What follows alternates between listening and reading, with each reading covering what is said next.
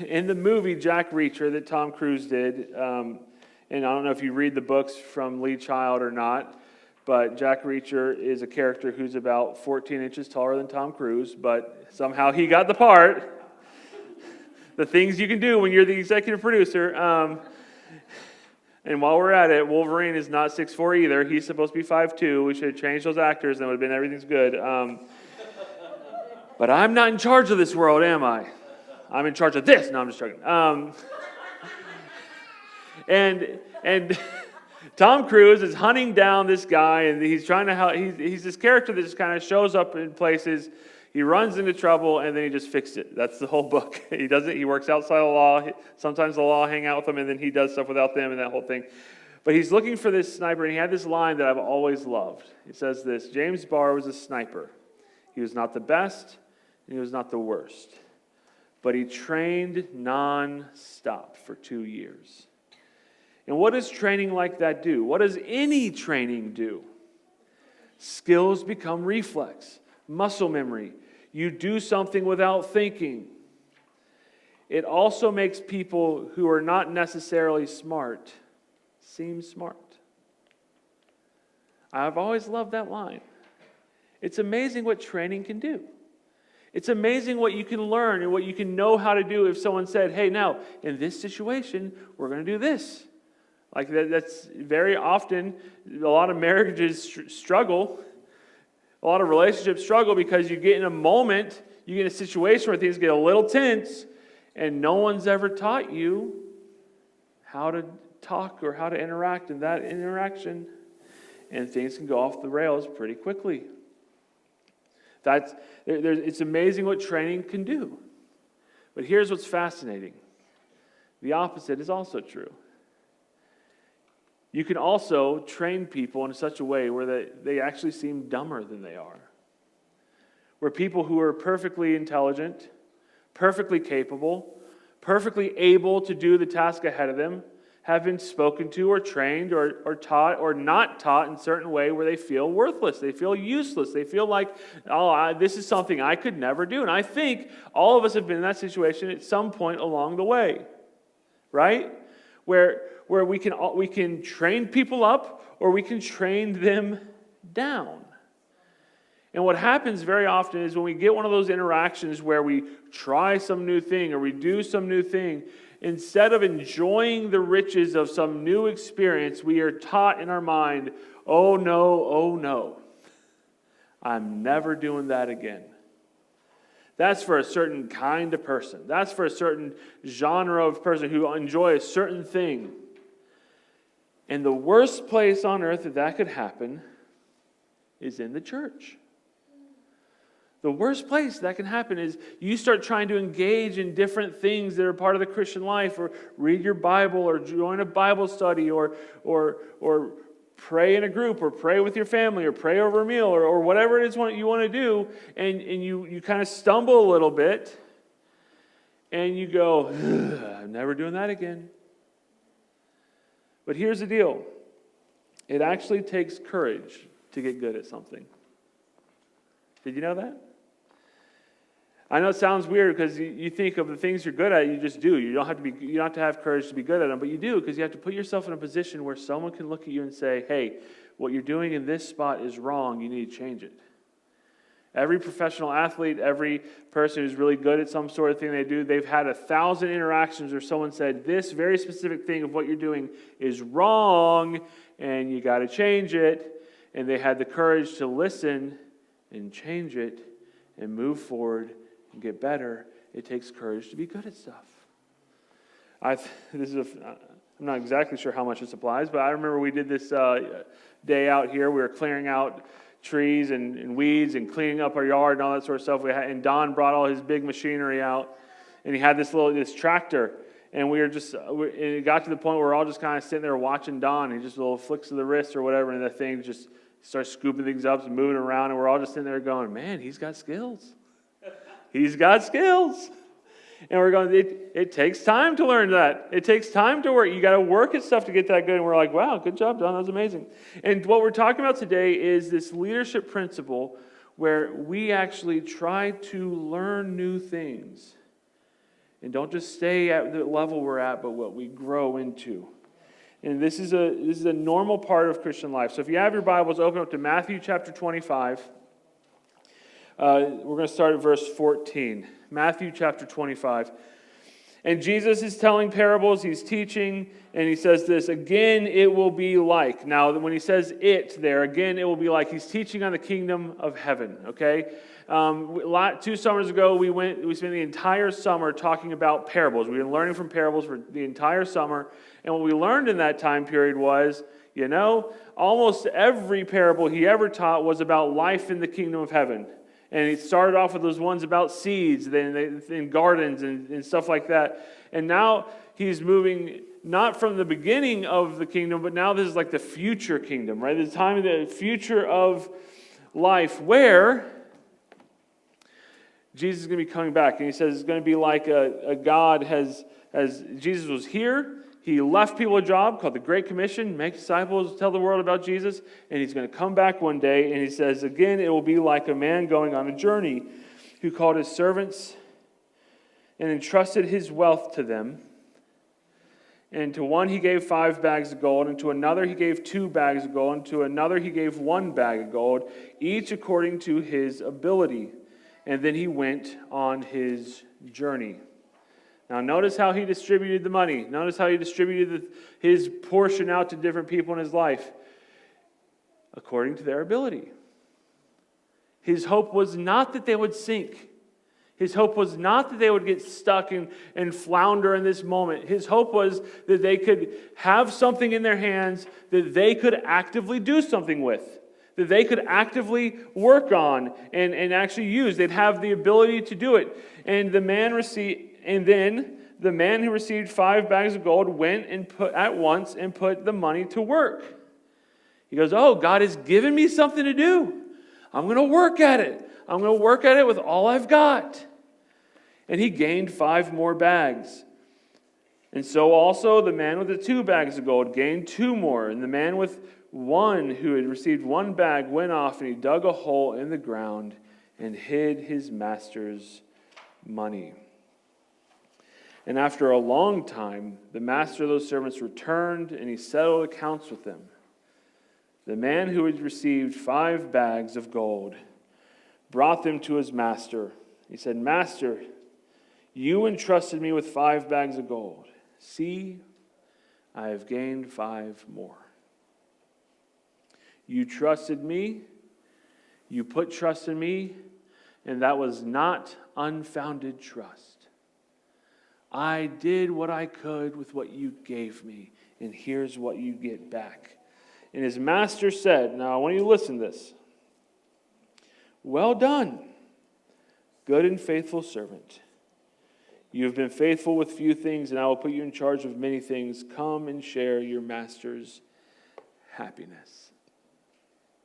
This is one of the great lines that every person on earth, whether you know it or not, you are longing to hear.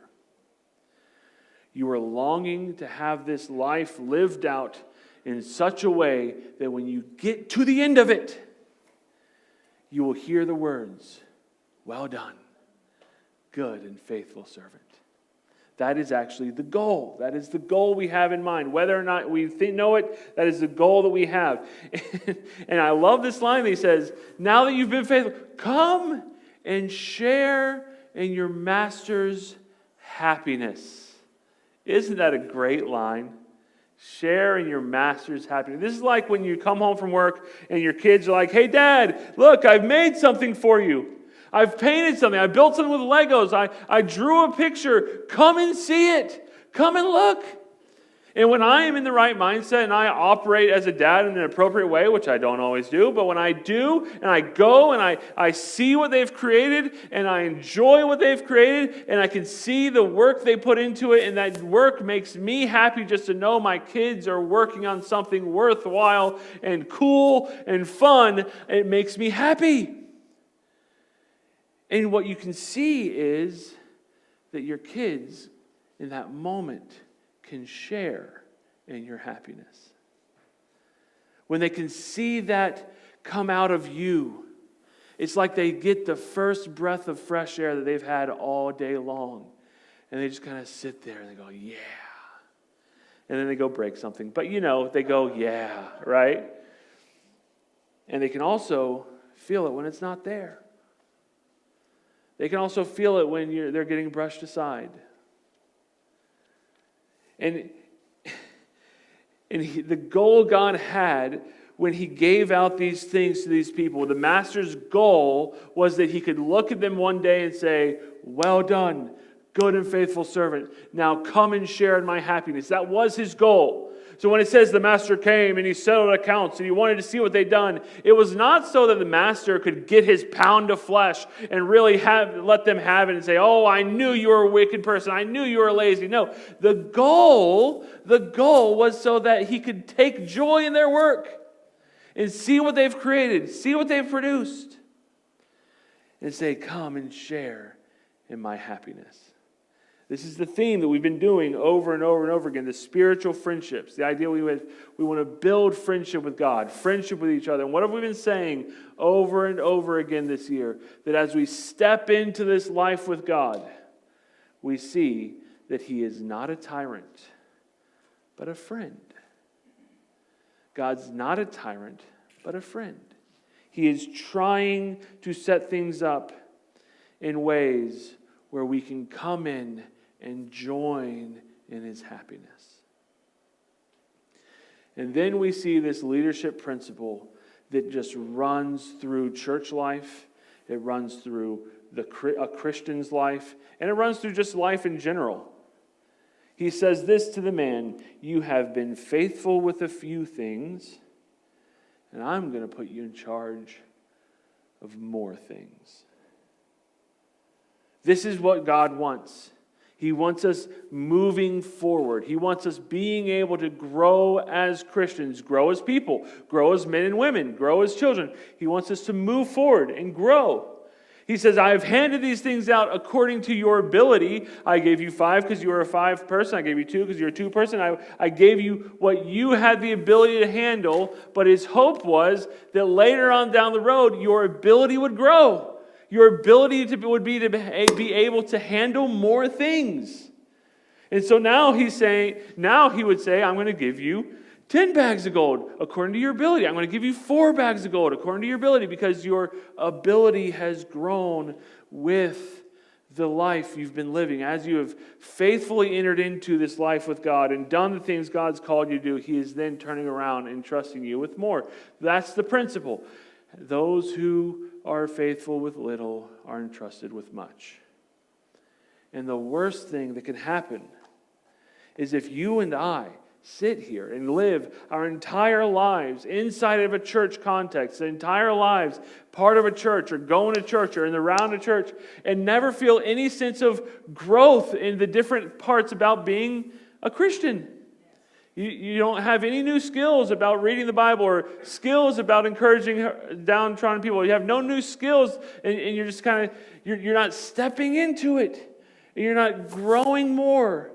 And God's going, I want to entrust you with more and more and more. But as we are faithful with little, we will then be trusted with much. Here's what the book of Ephesians says, chapter 4, verse 11 and 12 says this. So Christ himself gave the apostles, the prophets, the evangelists, and the pastors, and the teachers to equip his people for the works of service, so that the body might be built up. What's he saying? There's all these titles, and some of them we don't use anymore, and some of them we really like, but we're nervous about them, and some of them, get up there. They're the evangelists, and they're the teachers, and they're the pastors, and the people that kind of stand up on stage, and they kind of run ministries, and they lead the church, and they do this sort of thing. And everyone in our mindset tend to think that those are the people who are going to build the church. Those are the people who are going to, everything rises or falls on, it lives or dies on whether or not those people are good. But their task, my task as a pastor, and the elders' jobs as pastors, and the ministry leaders, their jobs as leaders in the church, is not to just go and do everything. But it's actually to equip other people, to welcome more people into the ministry, And as you were built up and you were equipped and you were moving forward and learning new things about how to be part of church and different things that go into putting on a service or being in the life of a church, as you are equipped more and more and more, and as we all come together and work together, the body of Christ is built up. It's not a one-man show.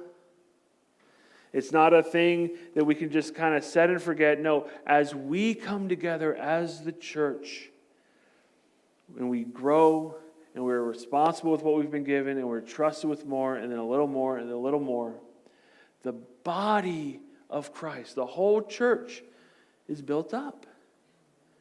Isn't that amazing? Did you know so much was on your shoulders?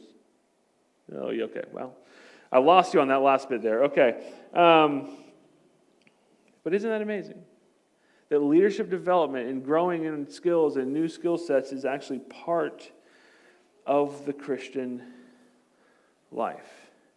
And how you engage in our church and how I engage in our church and how we all engage with this church has a very real impact on the life of this church. And so our goal is to be faithful with what we've been given. Verse 22, the man with 2 bags of gold also came. He said, Master, you entrusted me with 2 bags of gold, and I have gained 2 more. And the master replied, Well done, good and faithful servant. You have been faithful with a few things, and come share with me in my happiness.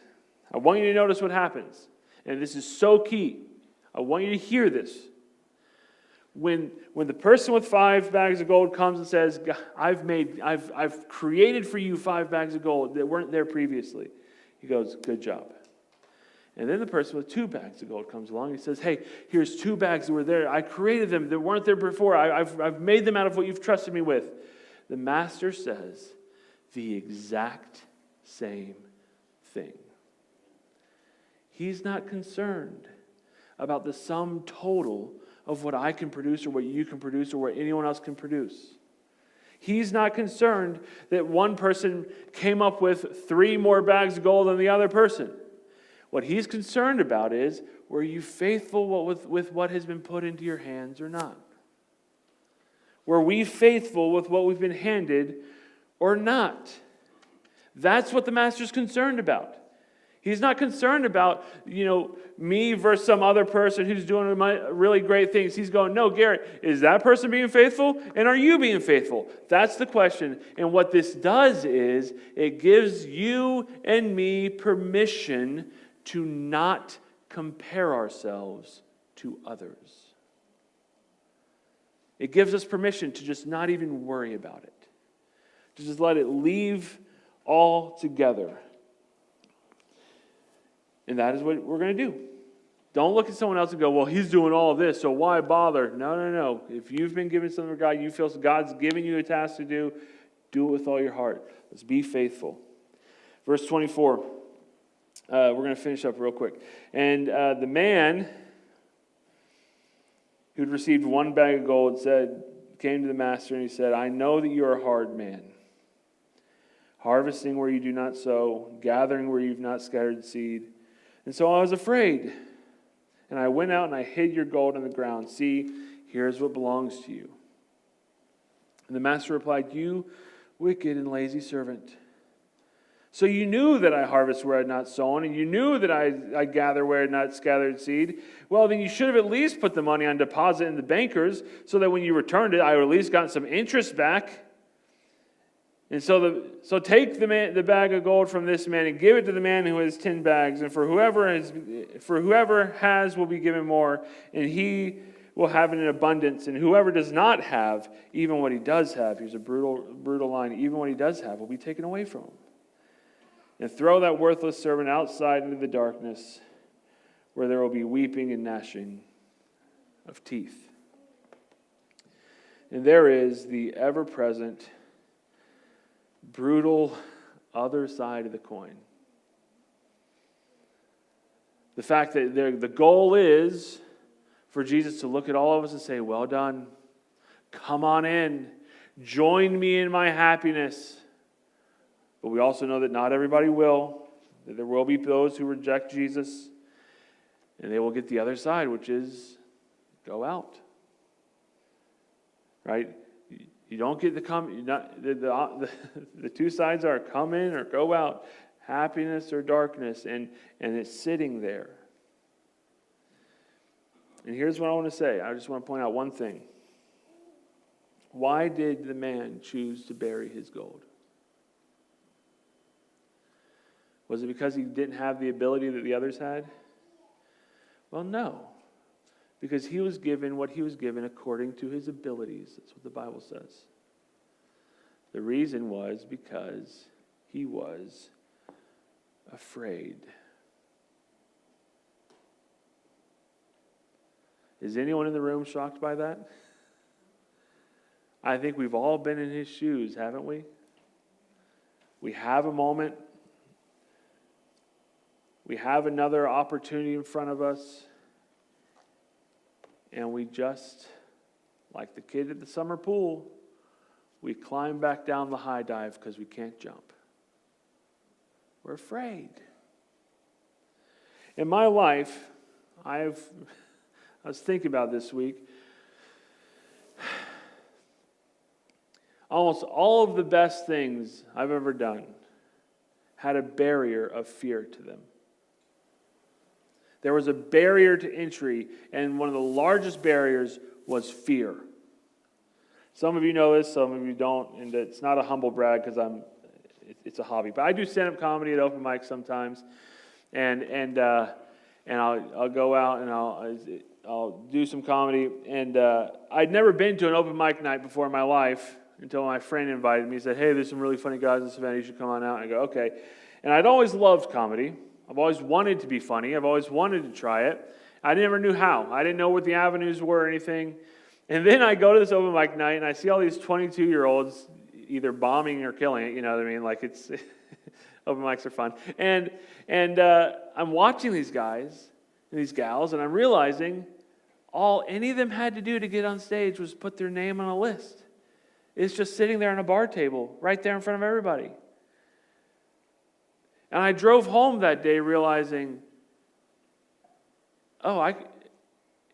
if I don't at least try comedy, the only reason would be because I'm scared.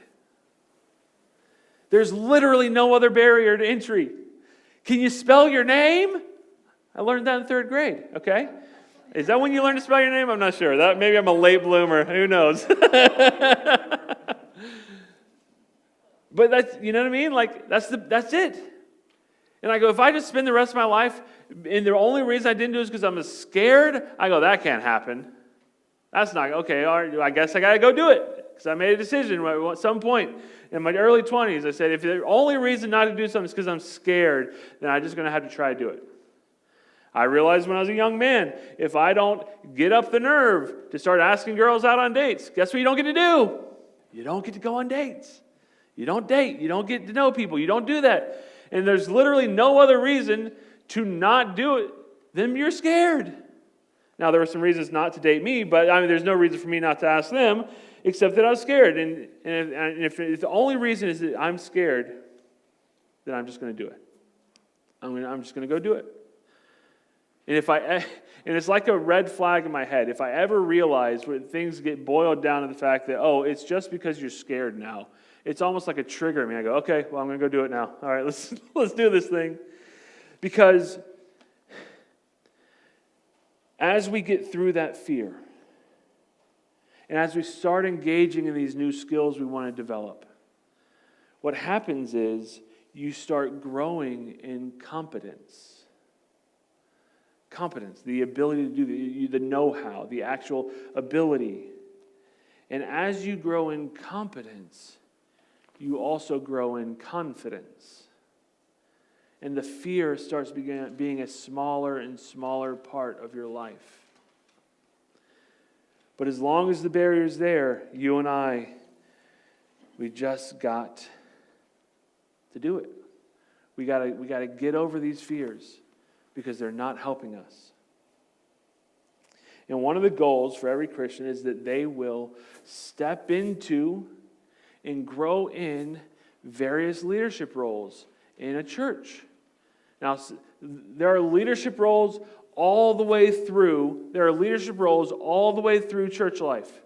We're going to be adjusting the way we do worship for kids' church back there. And one of the things we're going to be doing is letting kids help lead through worship time, help lead other kids in church. Those are going to be kids leading worship with adults. They're going to be able to step into these moments where they can help lead, or they can help put the videos up. There's leadership roles literally everywhere through a church organization. And as we step into it, we are then able to grow into new skills and grow in competence, and then grow in confidence as a Christian.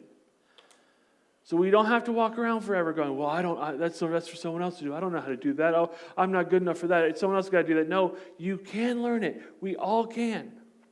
And so here's what we've all received. At least half of you, several of you came in late, so maybe you didn't get it. These cards are out here, and there's a poster out there by the bathroom wall. Not in the bathroom, but you get the point. It's in the lobby wall. It's called Fill in the Red. And what you have on here are all the white squares are volunteer roles that we need in order to fill things, basically bare bones, for every single month. And the red ones are the volunteers we already have, which is awesome, but there's also a lot of things going on. And I wanted to make this because I wanted to let you know what all goes into making our church go as a church. None of us just snap our fingers and it's there.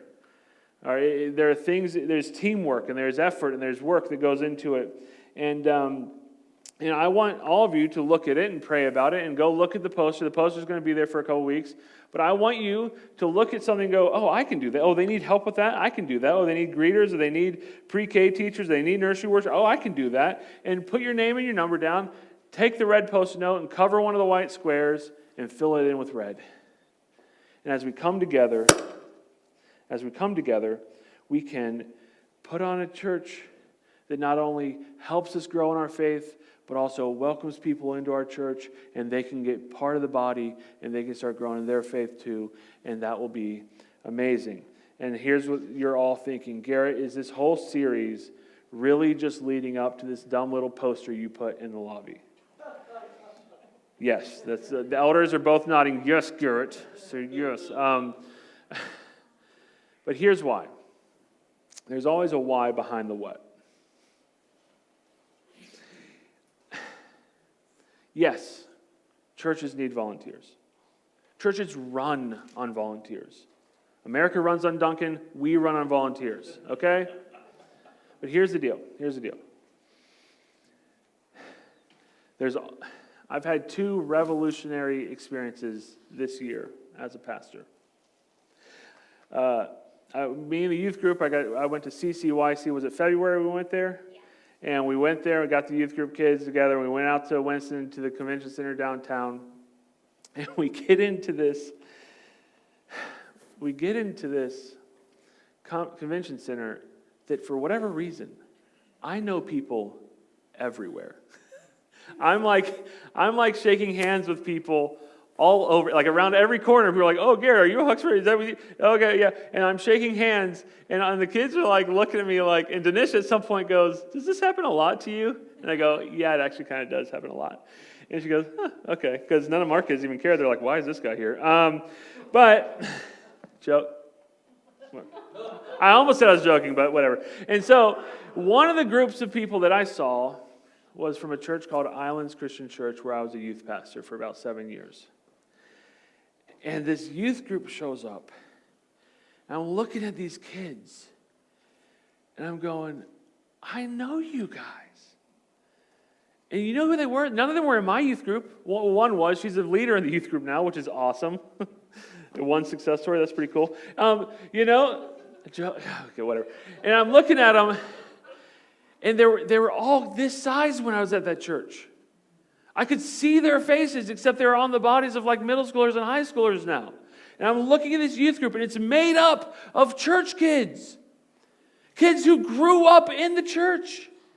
And what's so fascinating about that to me is when I got there about 6 months after the senior pastor got there. And when we showed up, I found this out later. The reason I got the job between another friend of mine I went to college with was I didn't have kids yet. And the senior pastor would have felt more comfortable looking at me a year down the road going, hey, Garrett, we can't pay anymore, so we're shutting the doors. And I go, oh, thank you, Steve. That's great. But that's how I got the job. That's the sort of instability the church had at the time.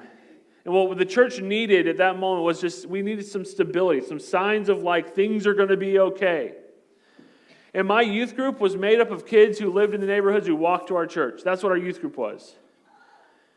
They weren't church kids. We had like 2 or 3 families who actually were church families that came to our youth group. The rest were just kids who showed up because they went to school there, close by. And now the youth group still has kids from neighborhoods and all that. Like all youth groups reach out to kids like that. But it's also made up of like 20, 25 kids who just grew up in the church. And I realized something that day. When I was there, it was in a stage of life where it just needed stability. And it's now in a stage of life where it's experiencing the benefits of longevity. Things you can't really have until a church kind of grows up. And our church is very young. It's about 11 or 12 years old. And the only family that I can think of kids who like grew up in our church are the Langfords, as far as I can tell. And if those kids were born in our church and had the entire life of the church together, they wouldn't even be old enough to be in our youth group yet. That's where we are. That's the life stage we are as a church. We're young and we're experiencing some stability, which is great. But we're also in this. We're not yet to the longevity. And I want us to start thinking in terms not of years or seasons. Like I just give announcements like, hey, this fall we're doing these outreaches. And obviously my years tick by because I go fall, Christmas, spring, fall, Christmas, spring. But that's not how we need to think. We need to think in terms of decades. What could God do in this church in 20 more years? What could happen? I want to ask you, every parent who's around my age right now, I want to ask you a question. Have you ever considered what it would look like and be like to see your grandchild getting baptized in this church? If you haven't, you're not thinking long term enough. Because, man, God can do some great things in a church once we get into that longevity part of the life cycle. The second revolutionary thing I saw this year was this last week. 2 weeks ago, I went to my dad's retirement, and I'm at my home church. And I'm at the church where my dad was a pastor for 40 years, and I'm looking at it, and I'm looking around, and I'm seeing, you won't believe it, I'm seeing kids, people who I went to kids' church with, who I was in youth group with, who I saw graduate, and I saw them leave, and I saw them, and now I'm looking there going, wow, and they all came back. And they're married, and they have kids, and they're putting their kids in through the youth groups and through the kids' church, and they're just kind of going through. And what I realized is that they're not even, that church isn't even dealing with what Islands is dealing with. They're not in the longevity stage, they're in the generational stage. The idea that not only can kids grow up in a church, but they can graduate from the church, and then they can come back to that church after college, and they can get involved in that church, and they can get married in that church, and they can have kids in that church, and they can put their kids up through the church, and they can let their kids be led to Christ in that church. What God can do when the church starts getting generational is amazing. It's an amazing thing. But you got to have time to do it. None of us can snap our fingers and do that. There's a lot of churches in America right now that can grow very, very, very fast, and more power to them. God bless them. That's amazing. But when churches can just plant their roots and just say, we're here and we're here for good. Man, and they just kind of, the wheels of that church click and spin and turn as the time goes by. amazing things can happen. What I realized when I went home and I remember Mary playing bass in middle school band. I could see her doing it right now. She was about this tall and the bass was this long, and she's got this huge bass and she's like, can hardly stand up. I remember it. She's a mom and her kids are in church today. Her dad, who was always a music minister, is an elder of the church. A guy I went to youth group with is now the pastor of that church. That's what happens when you start thinking decades into the future. It's amazing. But we're not going to sit here and we're not going to be envious. We're not going to whine that we're just a 12-year-old church. We're going to do what Christians have done throughout history. We're going to be grateful for what God has put on our hands. And we're going to faithfully work it and hope God blesses our efforts so that one day we can look back and he'll say, well done, good and faithful servant. Come and share in your master's happiness. So yeah, churches run on volunteers. We need volunteers. But as we've been saying this entire series, there's a lot more going on in these communities that we live, work, eat, and play in than the simple fact that we live, work, eat, and play there. And there's a lot more going on in this community called Foothills Christian Church, where we worship every Sunday, than the simple fact that this is where we worship every Sunday. If we will let Him, God will do amazing things as the generations click on through this church. And God, I'm praying for more. I'm praying for more. Thank you for the good you've given us, and we want more.